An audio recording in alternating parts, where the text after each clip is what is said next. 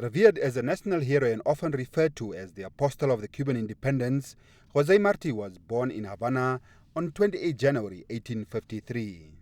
He died on the 19th of May 1895 in the U.S. war against Spain, which colonized Cuba, but not before his political, literary, and diplomatic work contributed to the struggle for freedom in Latin America and the Caribbean.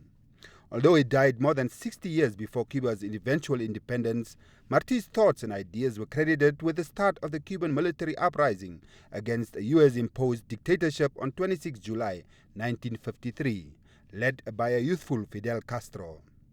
Although the attack on the Moncada garrison on that day was a failure, it gave birth to Cuba's independence movement.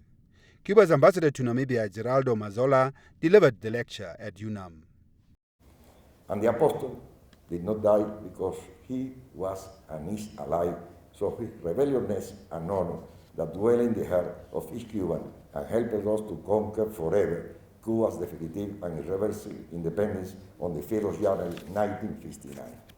In what he referred to as a vote of thanks grounded in critical flavor, political sciences lecturer Fanuel Kapama noted that students could expect a question in the forthcoming examination about how it is possible that Cuba, which is less endowed with natural resources than Namibia, could provide free education and health care, not only to Cubans but also to countless Namibians and other Africans.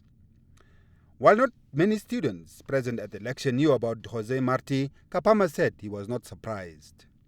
They are the best, the crop of our secondary education. If the crop of our secondary education do not know Jose Marti, then there's a problem with our education. The lecture was also attended by Deputy Minister of International Relations and Cooperation, Dr. Peya Musholenga, who recently visited the Caribbean island. It's high time that we see how we can disseminate some of information by providing leaflets, pamphlets, books that I have seen in Cuba myself, unfortunately many of them in Spanish.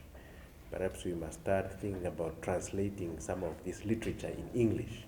The public lecture is part of a series of activities such as film festivals or debates linked to the political thinking of Jose Marti, which will be undertaken by the Cuban embassy in Namibia.